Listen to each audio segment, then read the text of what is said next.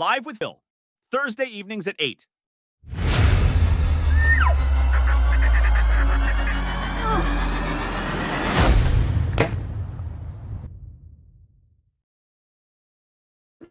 What's up, guys? It's Thursday. Changed it up a little bit. Figured this time will be more conducive for everybody. If you notice, I'm not home, not in the studio. I am in Alabama right now. But got some pretty cool stuff going on tonight. We got Jason from Wild West Roosters. He's out in Idaho. They do a lot of cool stuff, a lot of stuff with children and helping youth hunt as well. And I'm excited to have him on and, share his story and hear all about. He's got 4 kids too. Loves hunting with them. So without further ado, let's bring him on. What's up, Jason? What's up, man? How you been? I've been good, dude. Yeah, I've been good. Busy, but good. How are your kids doing? How's the family? Family's doing awesome. Yeah, they're keeping me busy. 4 boys. That's keeping me way freaking busy. Dude, I bet. I got 1 daughter. She's 2, and yeah, 4 times. It's a fun stage. Yeah, I like to. It's thank you, Daddy. I love you, Daddy. I just FaceTimed her before we hopped on. For those who don't know, I'm in Alabama. That is Central Time, so it's 7 here, 8 at home, and Jason's in Idaho in Mountain Time, correct? Yep, 6 o'clock. Yeah, so 3 o'clock didn't work well for having people all over. Yeah. All right, this is a good time. I want to bring up, let's see. So I had Jason send me some pictures so we can talk about some things. I met him 2022, 2 years ago.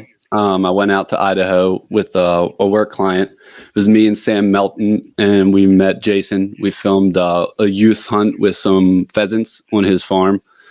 And I just want to get to know him a little bit more. So I asked him to hop on, and let's start with, dude, you sent me a lot of good ones. Let's start with the family picture. Let me find, no. This one. Dude, you got cats, brother. Yeah, we got some good cats. That cat is the first picture, and this picture is the same cat. It was my first cat. I harvested the only one, and he didn't like the way I held it in the picture, so he's like, "No, hold it this way." So, hold it like this. Oh, that's another one. Yeah, that's my oldest boy. He came home from college on Christmas break. And I had been catching that tom on my trail cameras. And so I went down and told my boy, I was like, hey, got a cat on the camera. You want to go run it? And called my buddy that you saw in that other picture. He's the one that's got the dogs. He Cutler Hounds. You can find him on Facebook, Instagram. He's got some awesome video out there. But anyways, he met us out there, and my son freaking got to come home from Christmas break and shoot his first lion, and a great size lion too. So a little lucky shit. Yeah. So then you also sent me another picture, and I was comparing lion sizes. Yeah. Where is it at? So that's the same lion. Yeah, that's the same lion. But I learned how to hold the son of a bitch, right? So yeah, that's the same lion as my boy, the one with my boy. Yeah, that's the same lion. So you guys run dogs on him, correct? Yeah, that's correct. He's got some outstanding hounds. About how many dogs do you let loose, or you GPS in? What are you doing? Yeah, they're GPSed in. He runs anywhere from 1 dog up to I think 5 or 6 dogs. I think we had 4 that day. 4 dogs running that cat. Yeah. And on mine, I think it was 3 dogs. Yeah, the one in the snow was mine. Yeah, both those cats were taken in 2023. I shot mine in February, and then he shot his in December. So how about your kids? They're hunting a lot now, right? Yeah, they've been hunting, man. They've been started young, packing their BB guns around to learn how to hunt. That's my youngest boy right there. That was his first deer this year. He got that this year. So all my boys shot really nice bucks their first year, little turds. So it took me forever to get a nice buck. So yeah, where's the one of this one? There's Wyatt's. That's my second oldest boy. Our third oldest boy. Yeah, that's his first buck. Yeah, that's a nice deer, 176 inch. That buck and the one before is we've the property that I've got for Wild West Roosters. We're lucky to have some good mule deer out there too. So let's see this one. That's my oldest boy. Yep, that was his first deer. He was 11 there. They were all right there between the 11 and 10, because Idaho put out the hunting passport a few years. Well, it's been probably about 10 years ago. So my second oldest was able to harvest his when he was 10 years old. So what's the Idaho passport? It's pretty awesome, man. It gets us the opportunity if somebody's new to hunting, kids. It gives us. They've got to go. They get it for a whole year. It's just a single year, calendar year, but it gives them the opportunity to get out and hunt with other hunters to see if they even like the sport before they go through the hunter safety course. But for me, it was a great thing for me to get my children. That way they could be out there and harvest a deer a little bit earlier, but also, carrying the gun in the field is really important, and teach them young. They grow up to understand what the sport's about. And is there an age cap? Is there an age cap on that program? 9, and then no cap. You can, an 89-year-old, a 90-year-old that's never hunted, whatever. There is no age cap, so they just can never have. They aren't able to have a hunting license in any other state. So it's a great opportunity to get somebody out that doesn't really understand hunting. And we have it's called, I believe, a apprentice license, and you can go with someone over. Don't quote me, anybody. I think it's over 21 with a hunting license. You can go and be a party together on a hunt. Yeah. And I think I think ours might be similar, but I don't know. I'd have to look at the regs and see if there is an age gap, but I'm an old bastard, so they were just fine. Yeah. Oh, we got people commenting. What's up, Rob? Rob's back home, Joppatown fisherman. And we got Steve Lushner. What's up, Steve? How's it going, guys? Oh, CJ. Phil, how are you doing? Cody is watching too. What's up, Cody? I don't see a list of who's watching, so feel free to leave a comment, guys. All I see is comments on the side, the program I use. I don't know if there's 15,000 people watching or 5 or 0. I don't know. But that's it. Oh, we got Z. What's up, Z? He is a hammer, local hammer. If you want to kill anything, ducks, geese, birds, he's local and he's fun. All right, back to the pictures. Turkeys. You guys are killing turkeys too? Yeah, we do get to kill some turkeys. Yeah, we do. Those are my 2 older boys, their first turkeys. That was an absolute fun hunt to take the boys on. I had both of them out there, and that was incredible time. Turkeys are fun, man. Are they on your property, or do you guys have to go somewhere else for that? No, they're not. They're close, but they're not here nor on the property. They are just Pocatello. You went to Pocatello, so outside of Pocatello, and then northern Idaho's pretty awesome for turkeys too.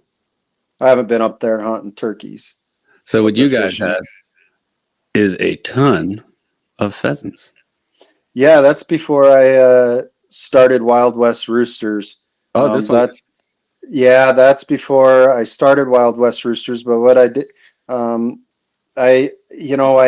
I'd grab some birds. I'd grab 300 roosters.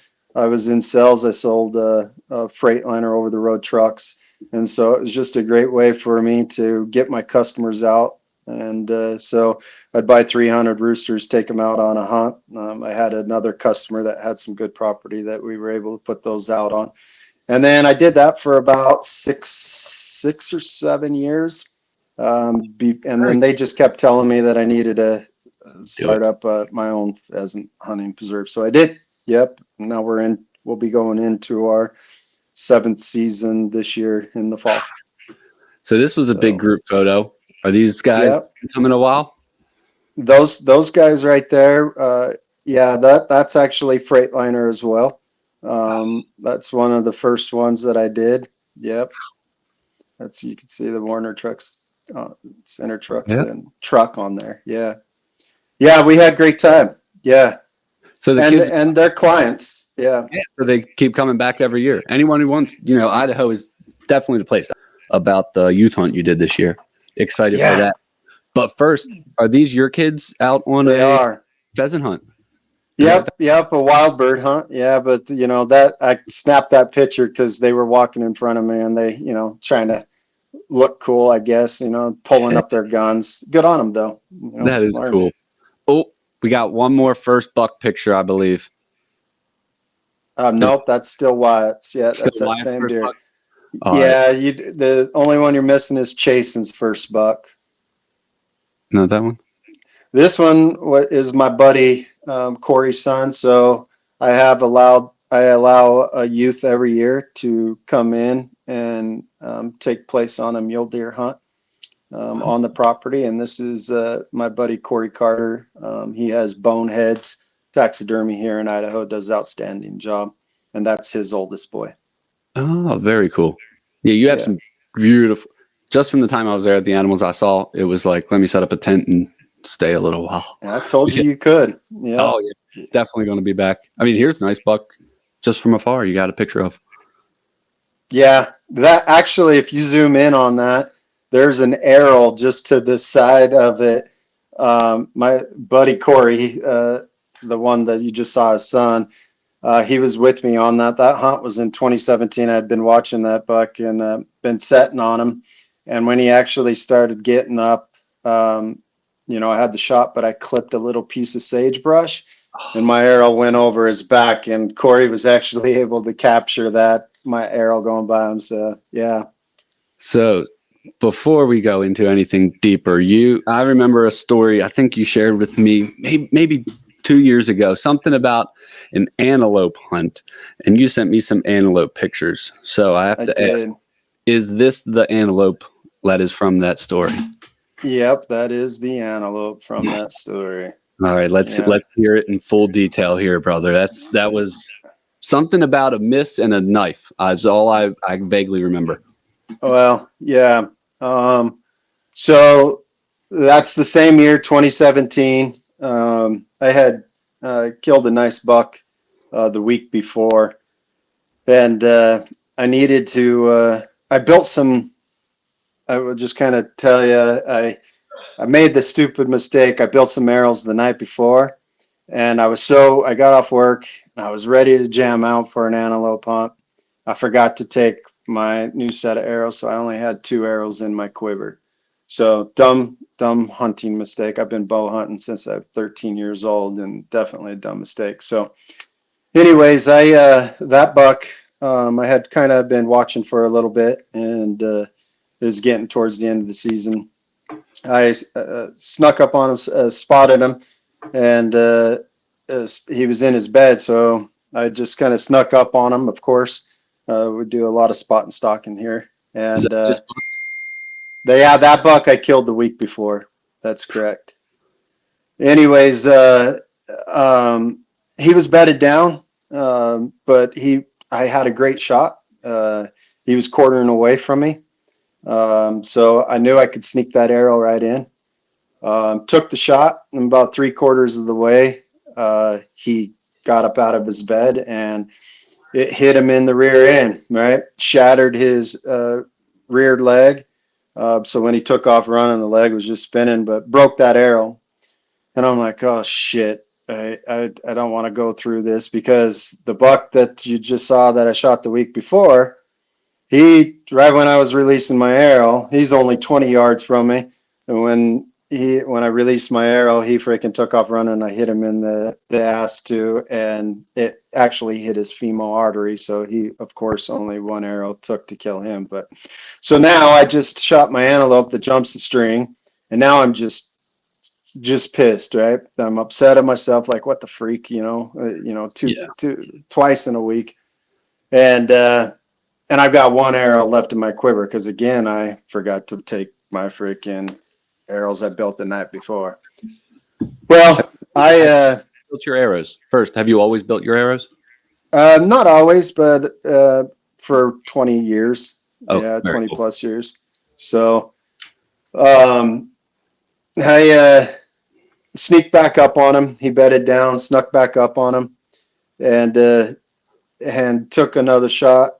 Had a great shot, but he did the exact same thing. He jumped my string. He was laying down, so it just went underneath him and took off. And I'm like flipping now because I have no arrows left in my quiver. And I'm calling buddies. I'm calling my nephew and my wife, and I'm like, hey, bring me the arrows out. It'd be a 45-hour drive for him, but I'm watching them. But not, antelope here, they're not in big brush, right? It's freaking open area. So I know where he's at, but everybody's at the damn fair that year. So I'm not a big fair fan in the first place, and I definitely am a fan of the fair after that. They're all So yeah, well, I'm on the phone with my wife. I'm kind of squaring, seeing if I can find that arrow, and I end up finding the arrow. And I'm like, all right, I can freaking, I got him bedded, and I freaking sneak up on his ass again. And this time I sneak up a little bit closer and shoot again. And he does the exact same thing. Gets up out of his bed and the arrow goes underneath, hits a rock, and this arrow is gone. And so I'm like, you're at 3 shots. Yep, 3 shots. 2 that he's jumped the string. I mean, he's jumped the string on every one of them. And so now I'm freaking 3rd shot in, and now I'm just really pissed, right? Not pissed, it's just like sick, right? I'm just sick to my stomach because I know I've got an animal that is wounded and eventually will die, but I'm not willing to sacrifice him to the coyotes. And by this time, I bet you it's been, I don't know, hour and a half at this time by 3 shots. So I'm like, crap. I don't have my backpack on me. It's back at the pickup. And I'm like, I got to do something. And so I decided to leave the antelope and go back to my pickup, grab my pack, and grab my knife out of it. So I'm like, okay, I've got to finish this antelope off somehow, right? So meantime, truck's probably 700 yards away from the antelope, and I'm kind of watching him, and he's getting up and he's moving different places. And so I get close to him. He had bedded underneath a sagebrush, and there's kind of it was good because there's a little rock ledge, and he was bedded underneath the sagebrush. So I was like, okay, I'm gonna have to tackle this antelope and finish him off. And so I snuck up on him, and the wind was good, so the wind's coming in my face, and I jumped over the top of that sagebrush, straddled that antelope, and wrapped my legs around him. And first, I don't know what I was thinking. I thought I could choke him out and put him out real quick, but that just wasn't doing it. So I took that knife and you can see that looks like a perfect arrow shot. That is not a perfect arrow shot. That's my knife.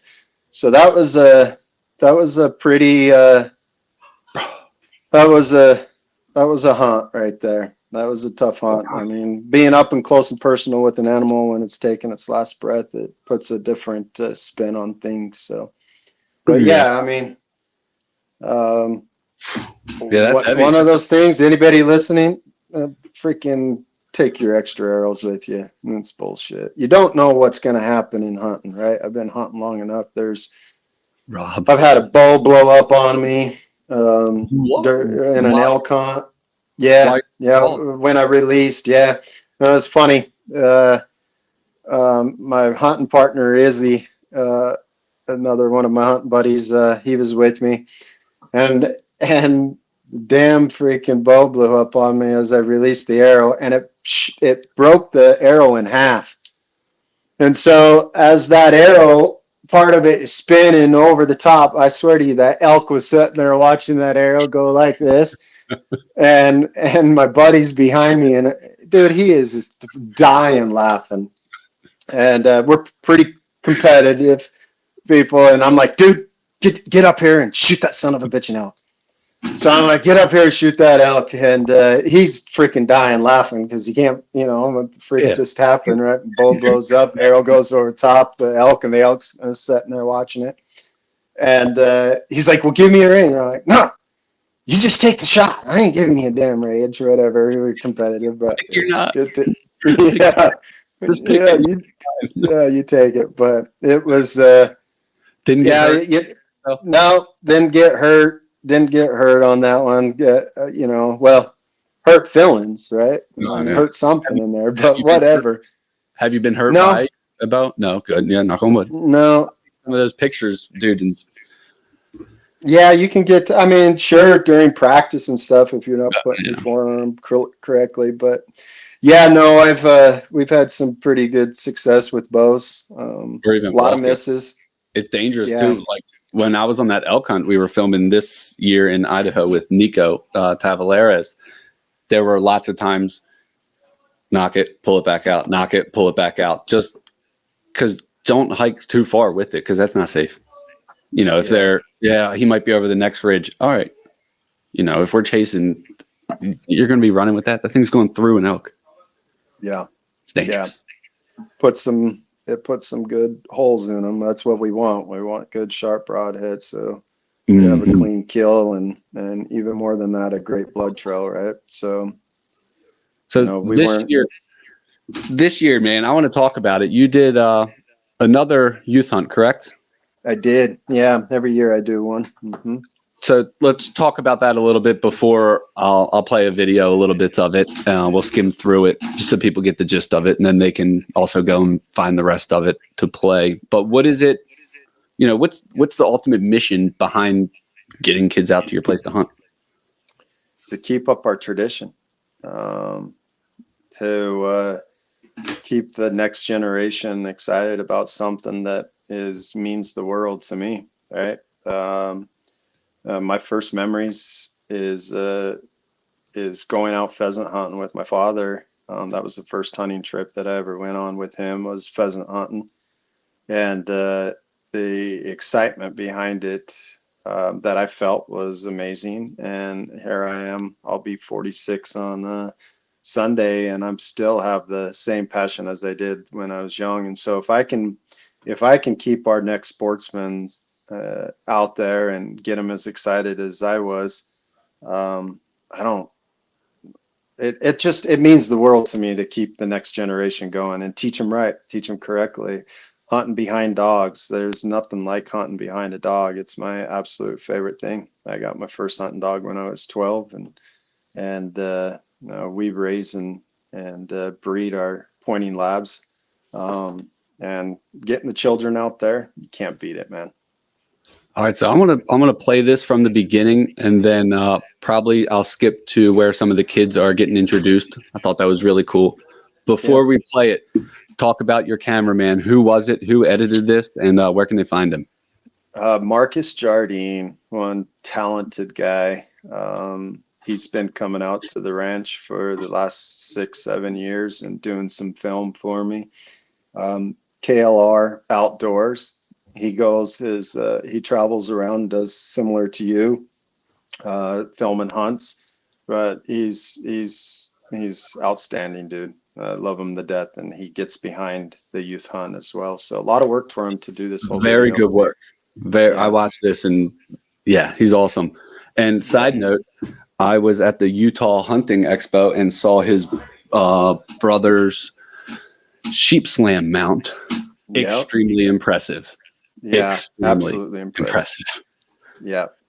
Brady Jardine. He's a killer. He travels around, they've got some good film out there on KLR Outdoors too. So they got a podcast. They're great people. great people. They're Southern Idaho boys too.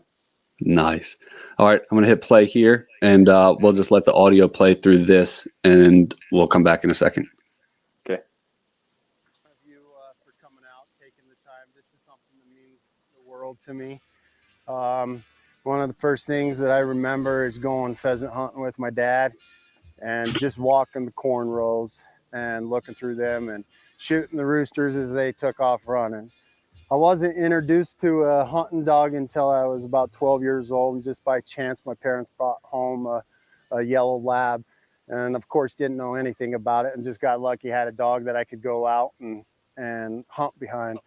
And once I started training the dogs and really understanding that it's a bond and it's something that both of us can enjoy while we're out in the field. And pheasant hunting with my father was the number one thing that I remember that brought me into the love.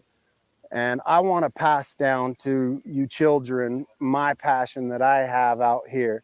My guides, all of them, are buddies of mine that have been hunting with me, and they carry the passion with them too. That's why they're out here. So as we're out learning, this is going to be a very good educational day. You kids that showed up, you kids are going to have a ball. We're going to make it safe. We're going to make it fun. And when people are missing, please, let's talk some crap. That's one of the favorite things out here. So when you miss, I'm getting you. No? We are going to go. All right, let's fast forward a little. So the kid's got some cool introductions he did. Senior at Raft River High School. I'm Gretchen Hurd. I'm a junior at Raft River. I'm 16. This is cool. I'm Dayton Luna. I go to Burley Junior High, and I'm 13. You hear the dog. His name's actually Dayton. We couldn't get a. I'm Jaden Dayton Foster. Luna. I go to Black Canyon Middle School, and I'm 13. All right, so let's fast forward to. Oh, so That side, wherever. you're doing That's practice. where you know. Talk about that Yeah. first. Here. What do you got going on? What's the day consist of? Let all these kids are going through. So first we take them through some gun training, just hands-on gun training. My buddy and one of my guides, Nathan Bryan, I have him go over the safety briefing with them. I mean, these kids all bring their own shotguns out there, but you know, when we're walking out in the field, we want to make sure that we've got some prepared kids, and safety is the number one priority, right? So we run through that, then we run through some clay pigeons, shooting, make sure that one, I mean, we want to see how the kids are handling the shotgun, and if we need to, give them any advice on how to lead, then this is our great opportunity to be able to. Oh, very cool. So some of the kids have never hunted at all. Yeah, some of them have never been bird hunting. That's correct. Yep. Some of them never been bird hunting, mostly big game. So a lot of this was the first for kids, which is great. That's what we want to do. Some of the parents maybe have never been bird hunting. Yeah. Yep. I mean, it's tough for the parents because they get a setback and not partake, but you know, we are sharing a lot. The parents do get to be a part of a lot of it, but the hunt itself, not strictly for those kids. So you got dogs running. Yeah, a lot of those are some of my pups. Yeah, those are dogs out of my bloodline that we raise. We actually got a litter coming up that will hit the ground in April. So, and if anyone wants to find you, is it at your Instagram, Wild West Roosters? Yep. Instagram or the Facebook page. Yeah, they can find me. That's Piper. She's a great dog. She's kind of taken the lead guide dog from her mama. Her and Penny. Bren's been my lead guide dog for a long time. She's 10, but man, she's still a rock star out there rocking it. Oh man, 10. That's pretty cool. My dog's 3. We just do waterfowl, but he's a Boykin Spaniel. You ever hunt with one of them? No, I haven't. I've seen some of them out on the ranch. Customers have brought out, but no, I haven't hunted behind one. No, I don't know how he would do upland hunting. You might be surprised. I would. Yeah, I mean, he points at every Tweety bird in a bush on our walk. If we walk around the neighborhood, he'll just stop Yeah. and just freeze and point at it. And I'm like, Just okay, let's go. Yeah. yeah, get some birds out there. Uh-huh. That's Charlie. That's Nathan's dog. He got that out of ours. She's a sweetheart of a little girl. He packs that dog full of everything. Marcus wanted to put the GoPro on her, so yeah. So what are you guys doing here? Explain it for people. You know, I might have some of my family members who have never been upland hunting watching. Explain it. So this is me getting just the kids lined out first. The kids in the middle, they only get the 10-2 shots. And then my end shooters, I actually have some, I think a couple of my older boys are on the end, and then some hunting buddies. I don't really want during this, we got to keep it as safe as possible so they don't get to swing on the side shot. So all the kids up front get the 10-2. That way we're just keeping it nice and safe. But man, did those kids make some great shots. I was quite impressed and quite proud of them. I was talking about the cameraman. Yeah, Marcus does great. Hey, give Wyatt a little shout out too. Marcus, want to make sure, because Wyatt, my third oldest boy, was doing some of this filming too a little bit, so he used some of it too. So did some stuff when I was there, and he ran the GoPro around for me. Yeah. Wyatt's a good guy. He's getting into the filming stuff. They're all great kids. They really are. All right, so let me pause it. That's all the kids lined up. Oh man. Yeah. It'll be the next shot, I believe. There's a drone shot of it. So the kids are lined up here, and you guys are pushing up together? Yep, pushing up together. Yeah, pushing up together. The dogs are really the guides, man, at the end of the day. So we're just kind of really paying attention to our dogs, what they're doing. They're kind of finding the birds. So I mean, you pivot. That's correct. Okay. Yep. We'll pivot on one of them and then just keep that line nice and straight. Wow. It's a fun day. That's probably my funnest day every year. What's up, Josh? Yeah, so I am excited because next year I definitely want to be there. Oh man, we'd love to have you. I know you were going to try to get out here this year, but you had another youth hunt that you needed to film. So yeah, this year we'll do, we're trying to grow on it every year, which we are growing on it. I mean, this is our 6th or 7th year. The kid that's singing at the end, and poor Heatho, man, that kid's got one hell of a voice, and he was sicker than dog. But he wasn't going to miss it for anything. So him and his brother actually took place in, I think, my 2nd year youth hunt. So he came out and wanted to be a part of it and come and sing. I actually had him out hunting with the kids too, because he's a big celebrity around here. He's, like I said, great voice. Man, so he's right there. But first, you guys do food and everything for the kids here. Yeah, lunch. We do lunch after the clay pigeon. Serve them lunch, and then we serve them a nice dinner. Wick's Steakhouse, which is in Declo, Idaho, which is a great steakhouse. They did all the cooking up for us, and we had few people, places. We got some briskets and stuff. We had way too much food. That's for sure. Always a good problem, though. I think I cooked up three briskets, but yeah, that's Heathel right there. Yeah, he took place in like the 2nd year. There's the food. Yeah, that's one thing I will say, man. Most hunters, outfits, anything I go to that has to do with wildlife is gonna have good food. Oh, we loved our food. Guaranteed. I usually do the cooking for it, but not this last year. Man, that is cool. Look at those smiles, man. Yeah. That's awesome. So do you have dates picked out for next year, or no dates yet? No solid dates yet, but I'm actually going to move it up to October, a little earlier. We never know with Idaho what kind of freaking weather we're going to get here. So, but October is what we'll move it up to. So if any anybody out there that wants to be a part of it as far as sponsorship or anything like that, yeah, damn right, we'd like to get you a part of it. So Awesome. Very cool. And you are in southern Idaho, correct? yep, Southern Idaho. Very Yeah, cool. So go ahead. the ranch is located in Raft River, just outside of Raft River, Idaho. Neat, So. neat stuff. What else are you doing other than that, man? Other than hunting?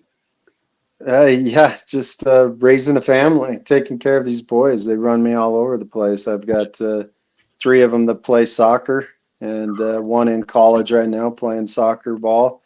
And I've got, 2 other ones that are playing pretty hard. I got another, second oldest. He's my little brainiac. He's going off to college this year as well. So we'll be down to 2 in the home. May have some peace and quiet. We'll probably have some walls that aren't banged up as quite as much with having 4 boys running around. What ages you got? So I got 19, 17. He'll be 18 next month. 16 and 12. He'll be 13 in May. Oh man, dude. Yeah.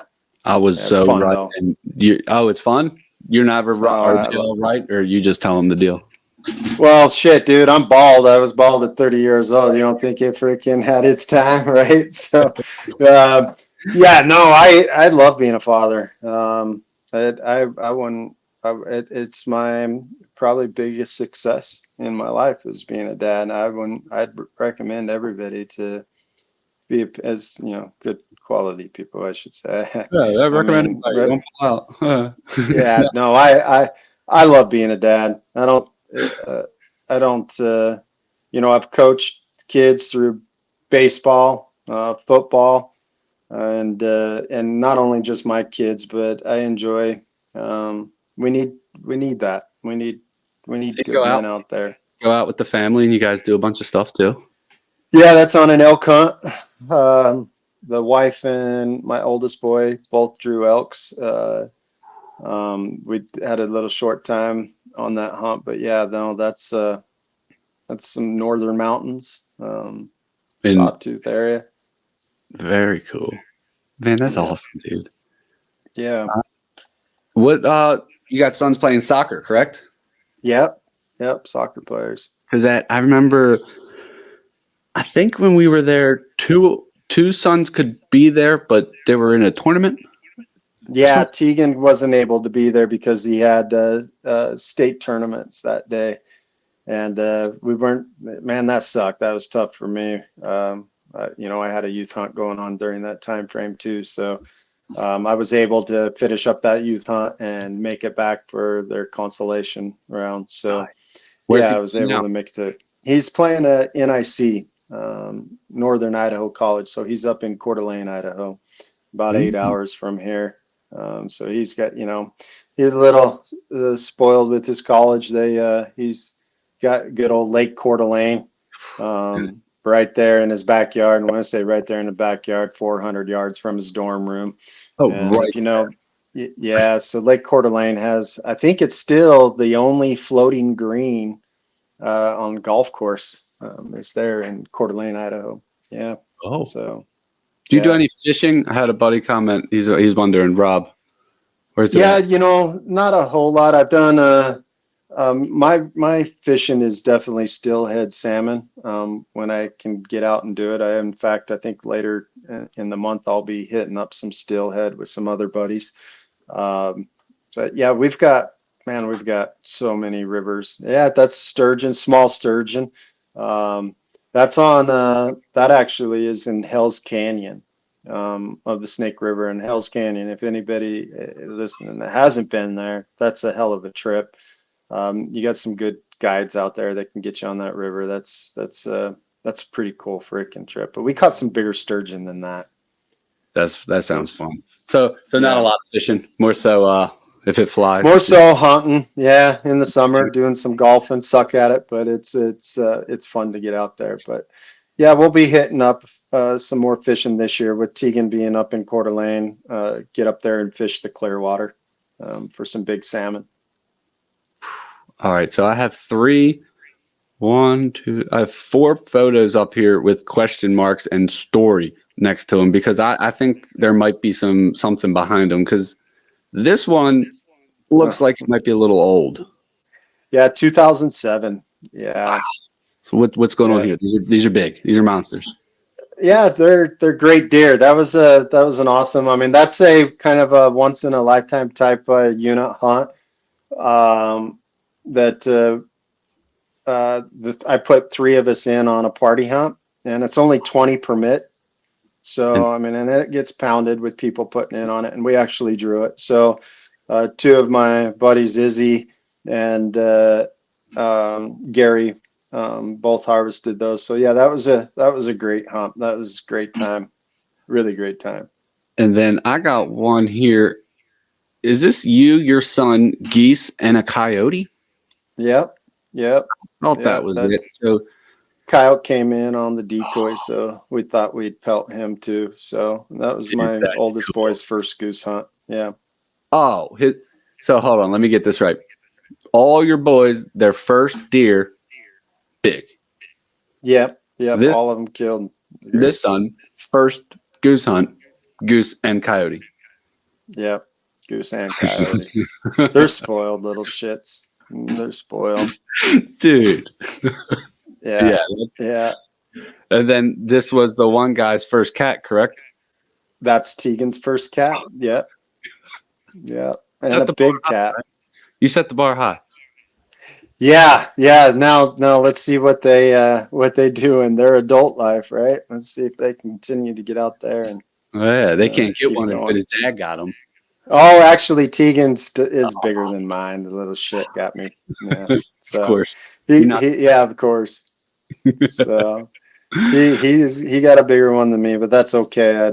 I want the boys to be better than me. So what do we got here? It's a really old photo. It looks like. Yeah, youngster there. That just like I said, been hunting for a long time. Jake, that's that dog right there was one hell of a upland game dog. I hunted a lot behind him. We actually put him down in 2014, and he was a hell of a dog. Yeah, man, that's wild. So it's what do we have? March right now. You have anything in season? Turkey? No, turkey next month. Yeah, so we're gonna head after some turkey. My second oldest, that's his favorite thing to go after. So we're gonna go after some turkey. I got a cool picture showing landscape here of what it looks like. Yeah, some beautiful country. Yeah, it is. We're pretty lucky to live in beautiful Idaho. We got a lot of opportunity. We try to keep people out of Idaho, of course, right? Because we like to keep it small, but it's horrible. Don't go. Yeah, don't go. It's freaking sucks here. We don't want to go snowboard. Go check the salt flats. That's it. Yeah. Don't make it to Idaho. We try to. We love our state, man. We love it. Yeah, that's the only time I was there. Yeah, I know. And you had you had quite the fun elk trip. So yeah, experience that. It was fun. Made a lot of friends. I mean, I went to Utah and met up with Brady. Damn, I forget his wife's name. Starts with M, I believe. I'm sorry if you're listening. She shot a massive elk right after we saw them. It's big. I think it was 415 or something. It was mounted at the Utah Hunt Show. It was. Yeah, it was big. And she killed. It was 415. I'll find it and be able to share it. I think they posted it on their Instagrams here. Yeah, but it was freaking big, dude. And it made me so happy that she got it after our hunt. I met them on. Was it Brooke or no? It wasn't. Was it Brooke? It was Brady's wife, and I can't remember her name right now. Blonde. I'm at an Airbnb, and the table is very old, so it's squeaking a lot. Hold on. I sent it to Sam. So Sam Melton was another camera guy on the hunt. Very nice guy. He was I believe D1 wrestler. Yeah. Now he is a 5th grade teacher, 4th grade, elementary school education. He's a good kid. I really like Sam too. He's a really, really nice, just all around good person. Well, Iowa? Isn't he in Iowa or No, he lives in Wisconsin. Wisconsin? Yeah. Good kid, though. February. When was the Utah show? March. I'm trying to think when I sent it to him. February? Because February is usually the Utah Hunting Expo. Dude, it's a big freaking monster. Here, yeah. All right, let me share my screen. 400-inch bull is a big bull. What do I got going on? I got too many things open here. It's tough not having it all at home. Screen share, Instagram, this one.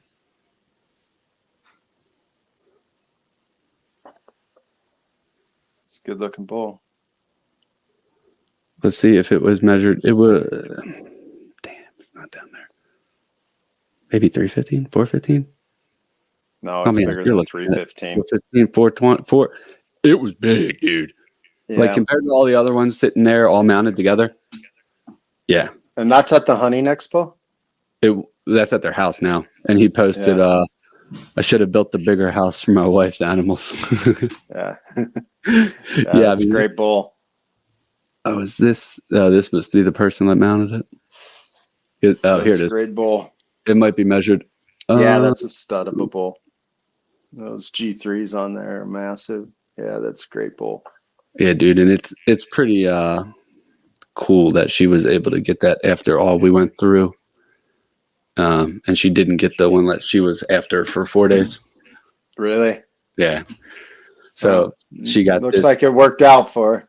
It all works out for some reason, man. We did just this past season. I filmed the elk hunt in New Mexico.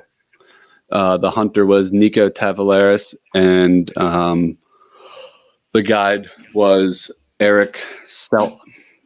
I don't know how to pronounce the last name. Eric. You can find them on Instagram.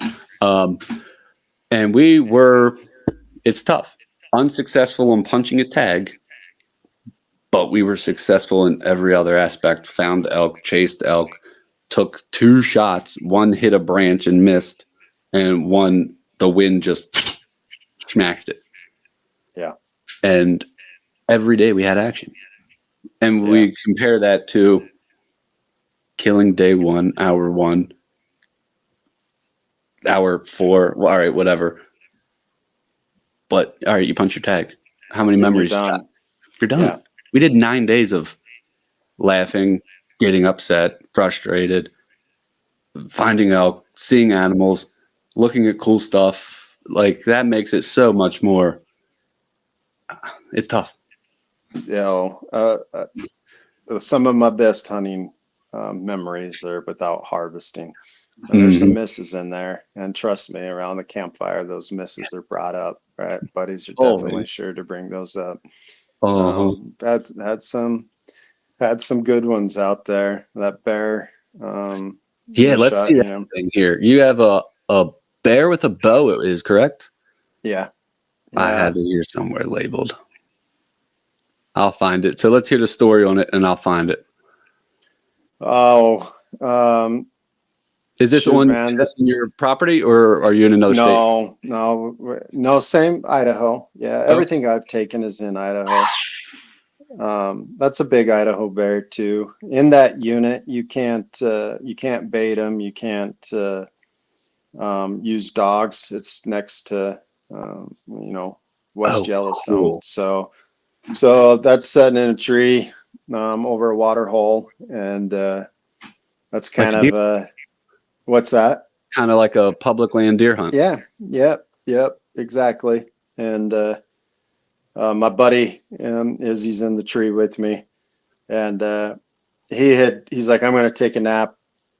If you see something, I was like, I'll just whisper bear or whatever. And it wasn't about 5 minutes later. Now, granted, this is my first bear and my only bear, that I've taken. And the only time I've ever been bear hunting, they give me shit because, you know, they call me the 6-hour stand guy because every time I'm in a tree stand, it's usually 6 hours later that I take something. So I don't think I'll, you know, they don't allow me too much to set in a tree stand. That's pure luck, right? Yeah, there's always luck in hunting.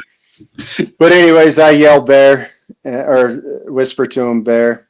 And, he, you know, of course he's like bullshit because it's 5 minutes later. Yeah. And so I was like, I think it's a small bear.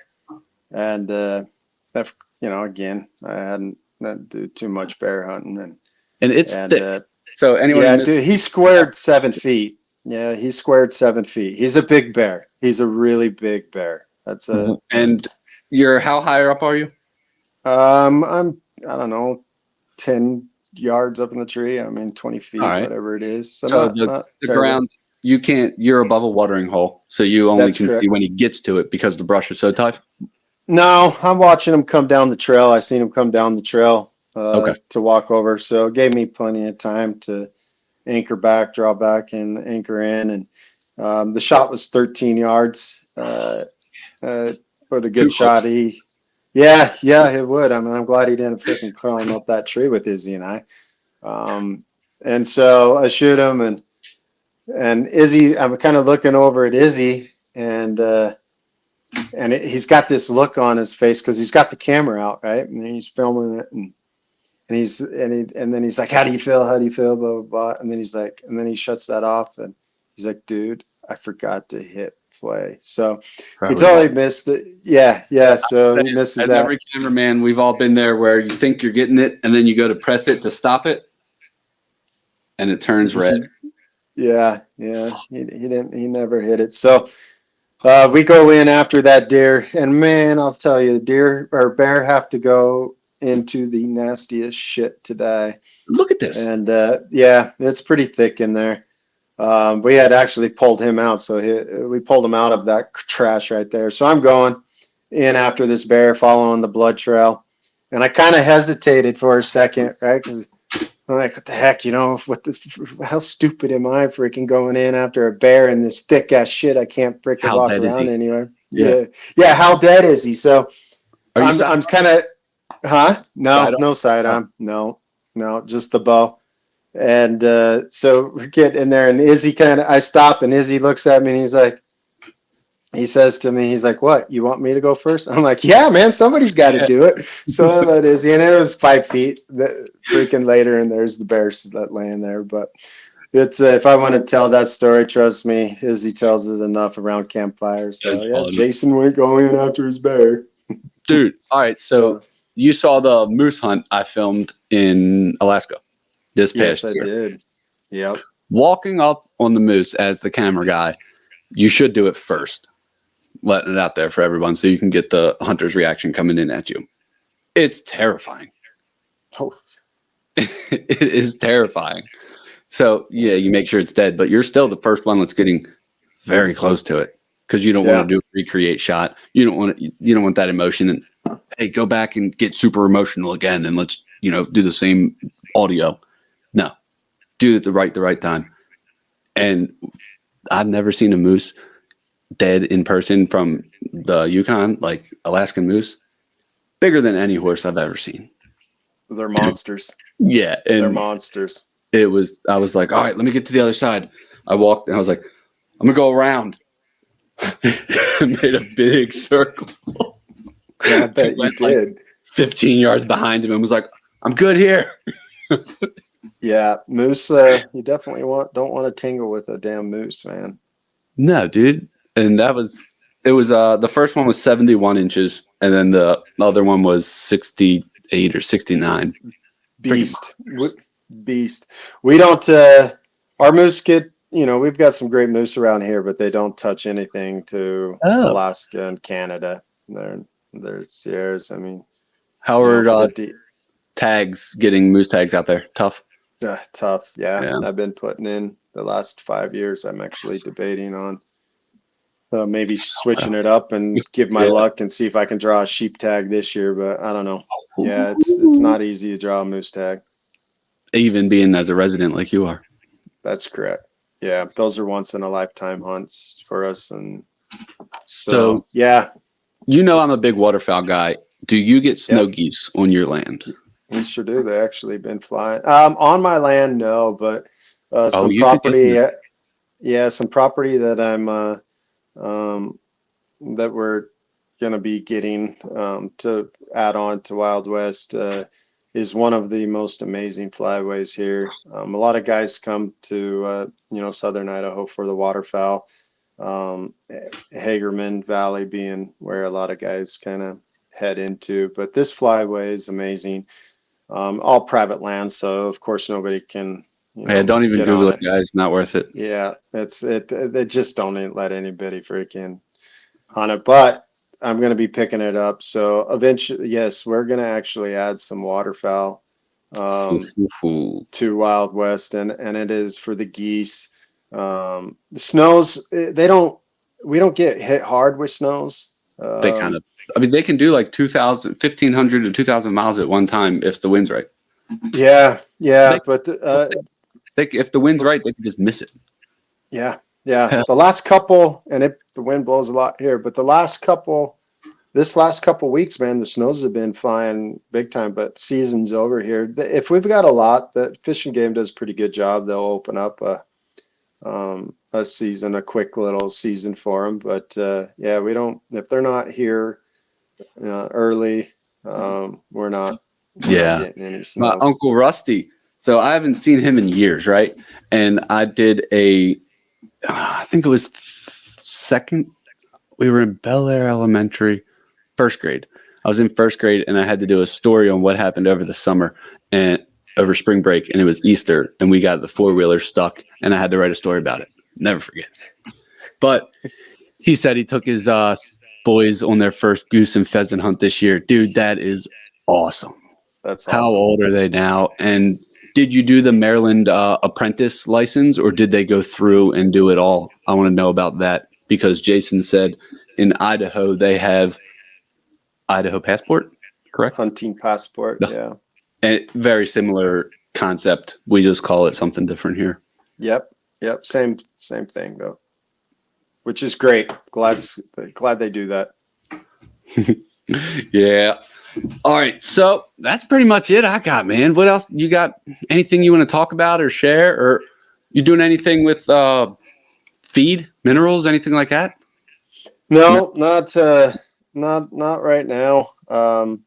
What are you doing I did have Sweet Revenge Nutrition, and of course we still do. We have a wild game feed block that I actually made out of straight up sugar beets and then some other things we put in there. But it's a pretty competitive market. That's real competitive, and for us, transportation from Idaho over to the East Coast is that's a tough thing.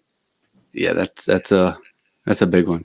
Do you got do you know your waterfowl limits in Idaho? I haven't. I think it's 4, 7 for ducks and 4 for geese. Oh, Yeah. 7's nice. If it's correct. I haven't hunted waterfowl. Man, Wild West keeps me busy from, the end of September till mid-March. So I just had my last pheasant hunt on the 7th. So a lot of my starting Wild West, man, that kind of took away from a lot of my own personal hunting. Here is Austin hooked you up with the correct answer. 4 geese, 7 ducks, 2 hens, and a partridge in a pear tree. Is that awesome? That's a total of 7 birds. Yeah, he's got it. You were right. Yeah. You say you're he 7. does a lot of waterfowl. Yeah, that's my nephew. So when Sam and I were there, Brooke hooked us up with OnX location, and we were able to get a lot of birds. It was fun. It was a fun time. Just walking the river, and we can't do that in Maryland. But there's some spots you can. But no, dude, Maryland's 95% of the land is blind sites. So this is your spot. You can't go scout. There's no point.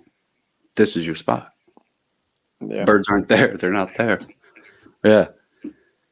You 50 yards. I believe it's 50 or 25 each direction. And that's it. Wow. Yeah. You can't go like, oh, let's go down the river a little bit because they're going to be down there. They might be there. but you can't go and hunt them.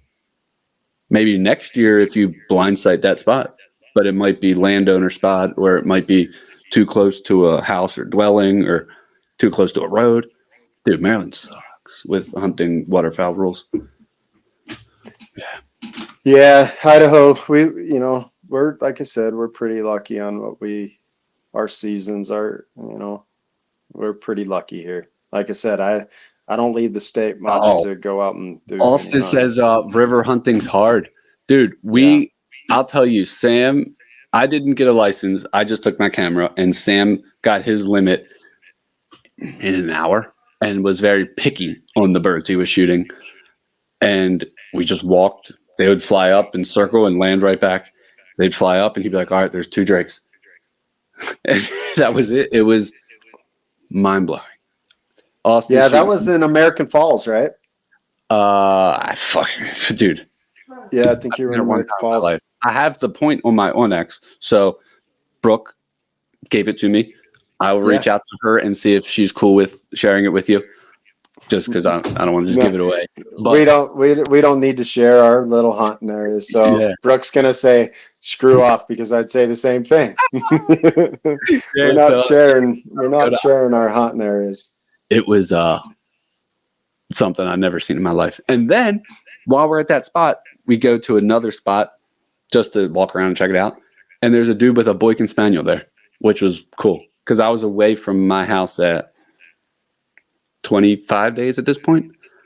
So I didn't see my dog for that time. And then I saw that one. So it was kind of cool. Yeah. Turkey, pheasant. What? All right. People want to come out to pheasant hunt. They bring clients. How's that work? I have a buddy, Jordan, who does a lot of hunting, and his company sometimes takes clients fishing trips, hunting trips, upland. He's got a Drathar. Have you ever heard those dogs? Yeah, Drathar. Drathar, yeah. It is fucking badass, dude. He's got a really cool dog.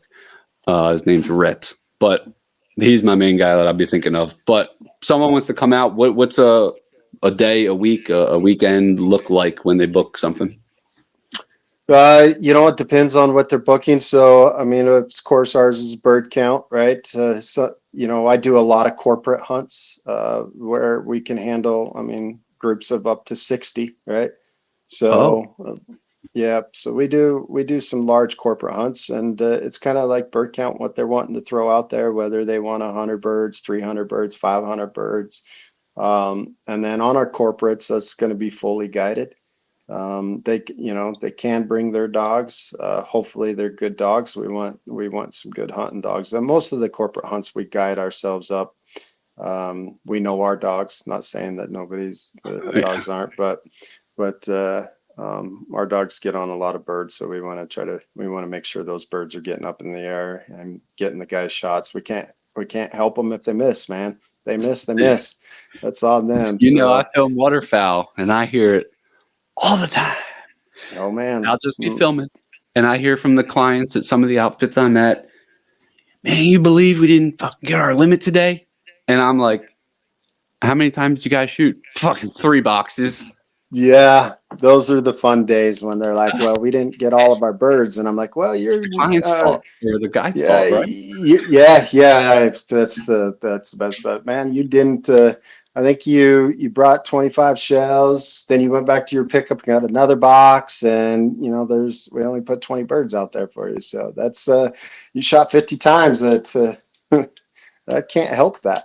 I can't help that at all. But for the most part, we really do want we want them to have the experience, and that's part of the experience too.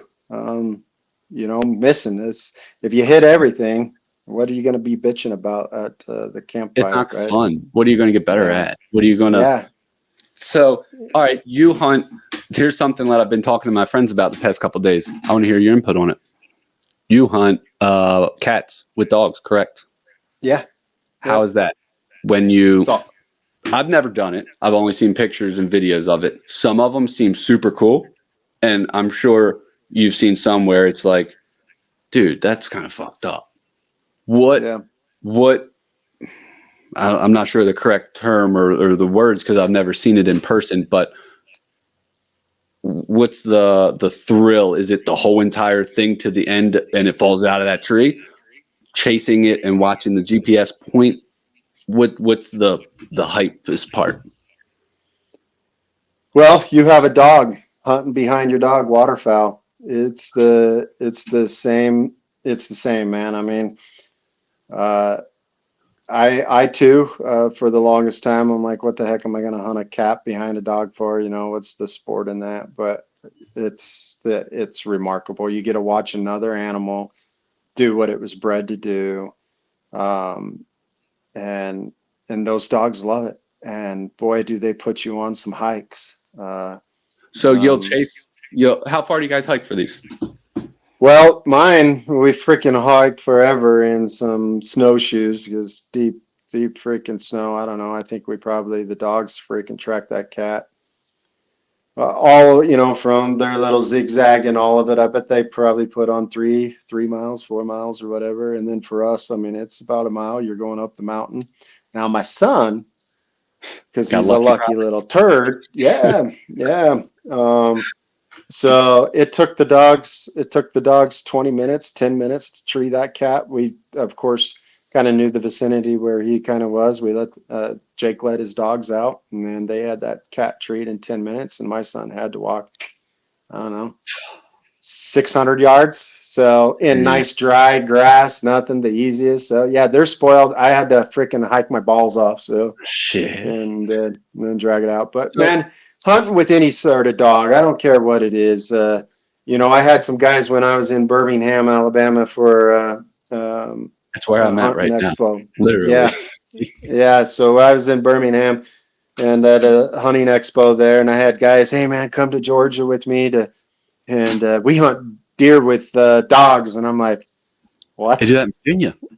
Yeah. Yeah. So that's new to me, right? We don't. But again, you guys are in a total different area. You're in thick ass trees. I mean, there's trees. And so we do, most of ours is spot and stock. Wow. So only deer how do you train? Do you train a dog to tree an animal, or are you putting a new dog with dogs that are good at it? Yeah. So Jake, like this year, Jake ran that pup. He had a new pup this year, and that pup ran with the older dogs. So honestly, this is a question for Jake Cutler Hounds. Is this the dog? Right. Oh, it's not popping up. Is this the pup? No, that's Bryn. Oh. That's Bryn when she was a little pup. That's my 10-year-old dog. The one picture with myself holding the cat, my son's next to me, my father's on the other side of me. That's one of Jake's hound dogs. So, and I think that's a Walker hound. And again, I'm not privy to all of that because that's not my forte. I'm just lucky enough to have a buddy Jake Jake's got, like I said, is it scary incredible. for the dog? Is he nervous at some point where he's like, fuck, my dog's gonna get fucked up? Oh shit. No, those sons of bitches climb up the damn tree. So the first cat we treed before I shot mine in February, we actually treed a cat, and that cat, we come up on it, and he goes up a cedar tree, and he's not very far up the cedar tree, and Jake's dad's over there, and he's all sticking this camera up, and I'm telling you, we're 3 feet away from this female. 3 feet away. I'm sitting there filming it, and she's right there. And she actually, as I'm walking up, that cat freaking reaches down, one of his dogs reaches down, picks that dog up by its head, lifts up, bit down on its freaking head, right? And that's when Jake gets up there pulling his dog. I mean, those cat boys are some crazy sons of bitches, but it's such an adrenaline and such a dude. It's any hunting story. It's amazing. I've never seen a big cat in person, and I can imagine a house cat fucking you up when it gets mad. Yeah, just think about it, dude. It's what? Just think about it. 15 pounds. Yeah. It wins. It wins. I don't care who you are. You're not going to hold it if it starts to fall around, unless you have certain gear on. That's 20 pounds. How heavy are these big cats? So mine weighed 140 and Tegan's weighed 143, but I'm in a big Tom, 175. I mean, if you kill a 200-inch Tom, that's a freaking beast. It's like Inch. Where are we measuring? 200-inch. Tail to. So I'm saying pounds. Yeah, 140 pounds. So if you kill a 175 and above, that's a big cat. I mean, listen, 140 pound cat, that cat's still gonna freaking tear you up. You don't need a cat, do you? No, I couldn't, man. I know there's guys that say it's some of the best damn meat, tastes a lot like pork. I really honestly couldn't. I couldn't get into it. So we don't have to. In Idaho, we don't have to salvage the meat. Cool. When I was at the Utah show, they had a wolf conservation nonprofit that pays people to trap wolves in Montana or Wyoming, one of the two. And they had soft-mounted wolves there. Yeah, I've seen those. They sold them. Yeah.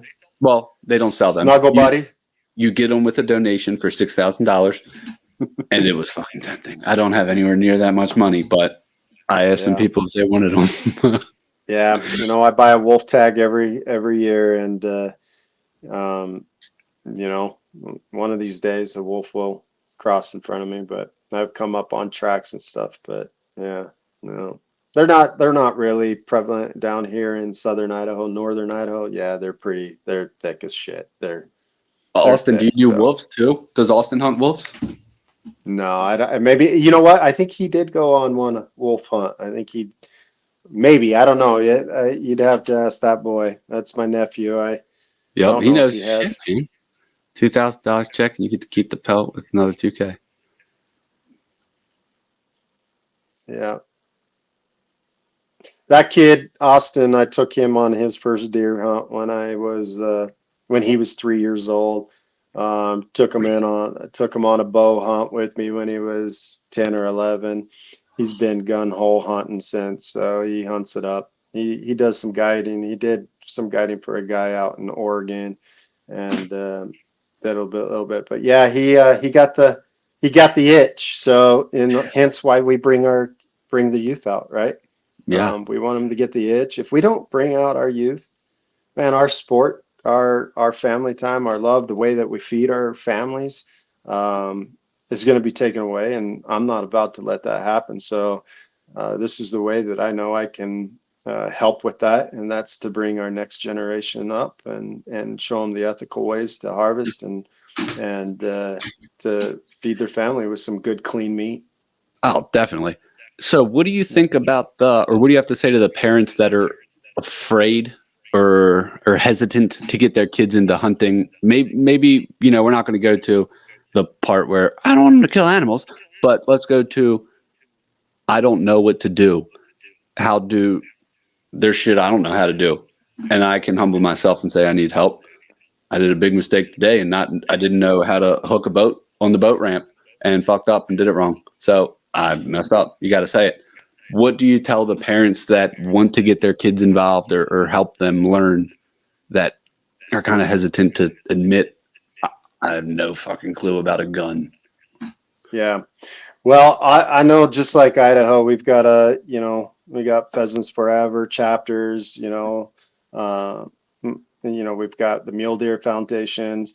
Dude, there's a lot of ways to get kids out there, get them trained up correctly.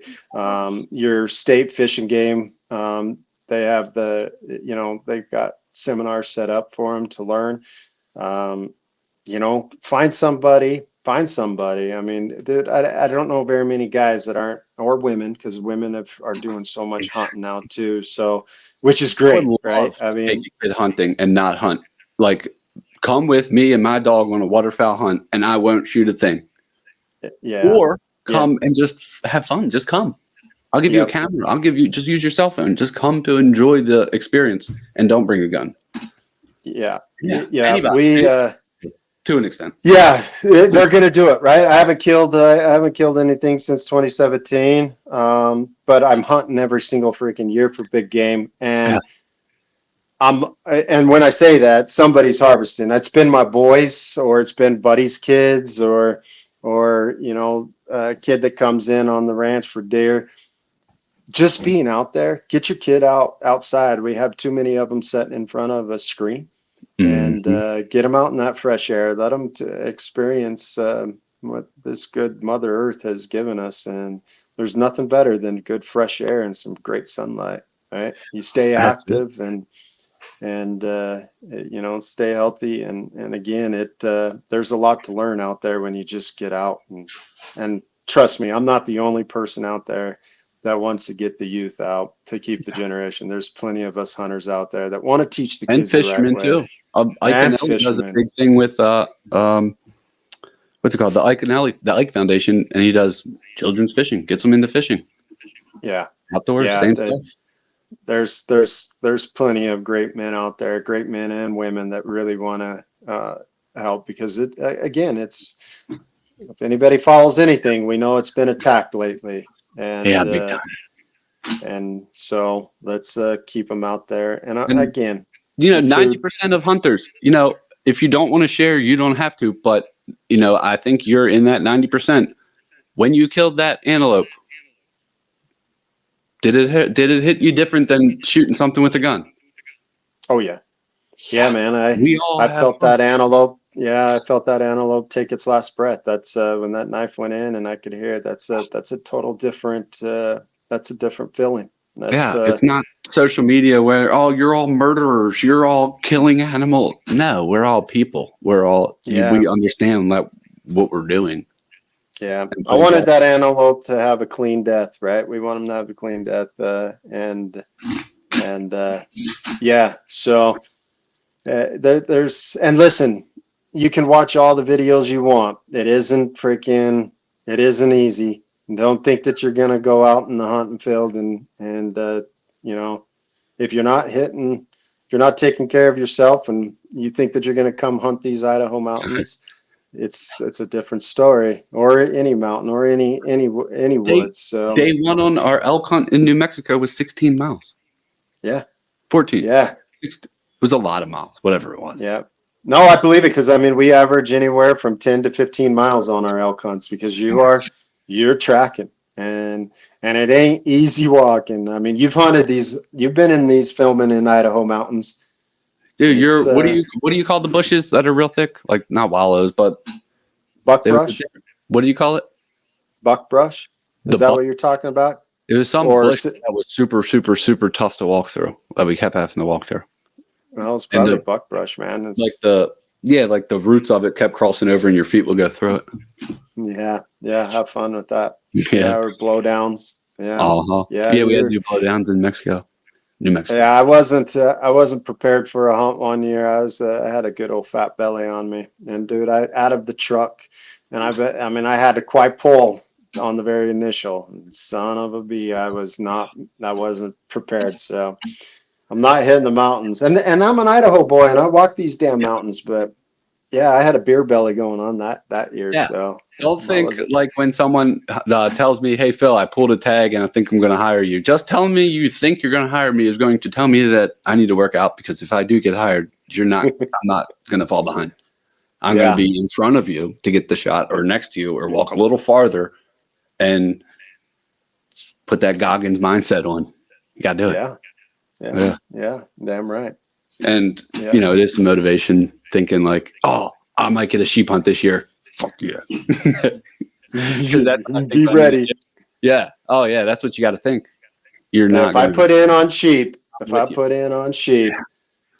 get you and Mark. And if I get lucky, because it's not an easy one, but we'll get you and Marcus teaming up and get your butts. I know Marcus will want to be right on board with you. Oh, dude, if we did two cameramen on a sheep hunt, yeah, that'd be it. That would be it.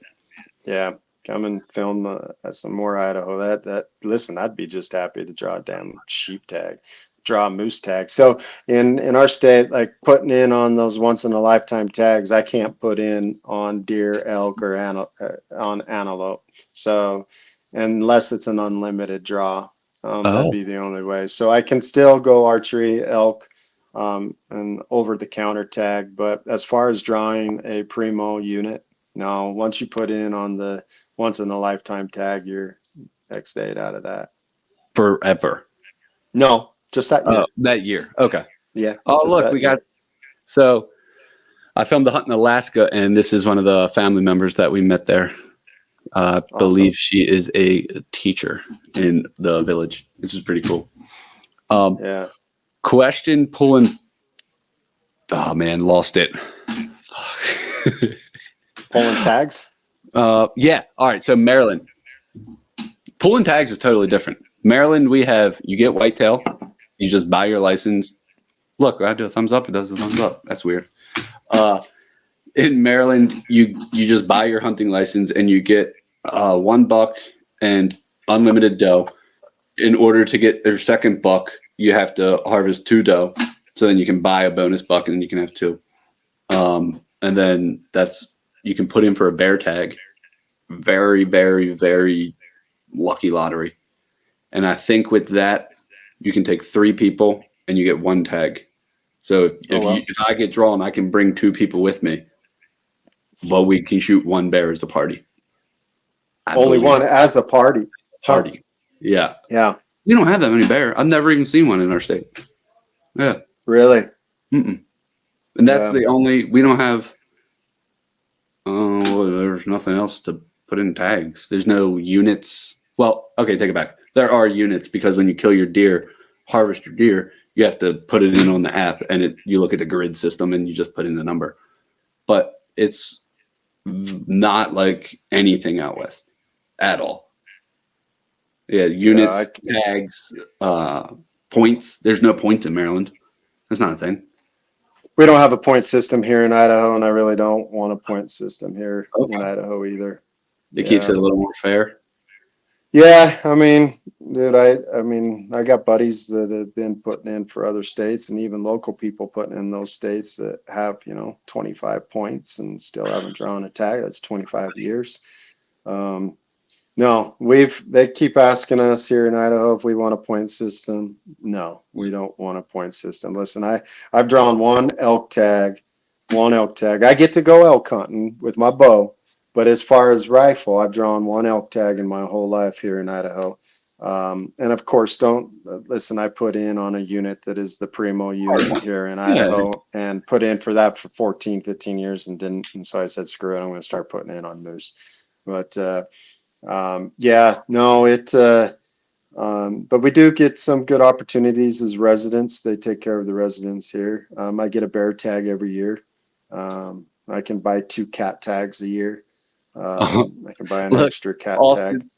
Austin must follow that guy. You can buy an extra cat tag. Yeah. Oh, I might want to go. I think you can actually buy a second bear tag too. I might want to come out there. Yeah. Can you buy it and transfer it? Not to a non-resident, no. And only draw tags can we transfer to a youth, right? So if we're wanting to transfer it to a kid, if we draw and we want to transfer it over to one of our children, then we can do that. A grandparent can transfer it to the grandchild, but transferring it to you get landowner tags. So we can, any landowner in that unit that gets that has quite a bit of land can put in. It's a draw as well in the draw units, and they can get lag. Idaho does do some depredation hunts, but that's all for residents. That we'll come in, and if we've got elk that are slamming a field or whatever and have some pretty, if it's bad winter, we need to help take care of some. They allow a few hunters to come in on those depredations, so we do something. But I mean, you can buy a bear tag and come over here and I don't know what a non-resident bear tag is, but yeah, you can. Or maybe I'll buy one for your son for his birthday or something. And they get them. It's not. Maybe I'll just come out. And, our bear tags, like for residents, I think it's like $11, $11 or something. Yeah. Oh yeah, I'd rather film it. Yeah. If you're hunting October deer as a non-resident, let's see. If you're hunting for October deer as a non-resident and you see a bear, you can use that tag as a bear tag, but you don't get to shoot another deer. No, you just put your deer tag on it. Yep. Oh, and only in October. Yeah, so that's because that's only when our rifle Deer. hunt deer is, yeah. And so it's got to be a greater value, right? So a bear tag doesn't cost as much as a deer tag. So it's the deer tag you can put on, and You can go same with the down, you cat. can't go up in money Yeah, or same whatever. same if you saw a mountain lion, you could, and that works for resident and non-resident, and looks like that Austin, he must have his computer up. Oh, So he just is really smart. Look, he says, no, I yeah, just did my shit. No, he goes, no, yeah, over yeah. there, October. He asked if I do any urban hunting. So I'm pretty sure my whole area considered, where I visited you guys is urban in your mindset. But it's, I'm, all right. If you look at a map, I'm in Bel Air, Maryland. If you're in front of your computer, there's some public land hunting, archery only. Pretty much in most of our area is archery. Shotgun is rare in some of those spots. Private land you can kind of do with no rifle at all, unless it's straight wall cartridge. Then you're fine. Whatever. Yeah, because we're in a pretty dense area. You have to be 50 feet from a house for archery, 50 yards, 50 feet from a house for archery, something like that. Unless you have written permission, then you can sit on the deck. Yeah. Yeah. But Look, he says, that whitetail's good eating. look, he's calling you out, brother. Yeah, No of computer, course, just my smart. Yeah, yeah. He's got his computer up. We also have He is a Sika. smart kid. Have you ever heard of or hunted Sika? Sika. I've never hunted them. Sitka? Yeah, we have No, them. I have not. You We have have- them there? It's very Wow. rare. I know 2 people that hunt them. It's not really something you can go in and video because you kind of just go find one tree in a swamp and climb it. So you have to put 2 people in the tree, and some of these trees that I've seen, fuck that. Not a chance, dude. No. Some small trees, huh? And they're dead, some of them. And, Yeah. No. I mean, it'd be Yeah. cool. They bugle like elk. Yeah. Huh. Yeah, they do like a. That was weak, but Yeah. something like, yeah. Yeah, you're close, man. You're Yeah. close. We've got some Alright. kids out here that can do some bugling that way. Shit. Do they? Oh yeah. Yep. Yep. Yeah, Nope, I I've got heard nothing. some youngsters that have having a pretty amazing bugle coming out of them. They can without anything, but they got that high pitch like an elk does. So That little kid Yeah. voice still. yeah, love it. Oh, all right, man. Hey man, I want to give you a shout out. Dude, you're an amazing dude, Thank and you. you do some great filming, and I wish you the best of luck on this podcast. Thank you so much, man. And again, I'm honored that you wanted me on the Of as a course, dude. guest. But We had so much fun. Just the one day we spent together. Well, it was kind of Yeah. 2, but the one full day with the kids, and you got one kid a dog. You literally got. So people that know me from back home, I've done special needs care my whole life. Jason got a child with a disability, a dog that is from his very, very, very high bloodline for hunting and companionship.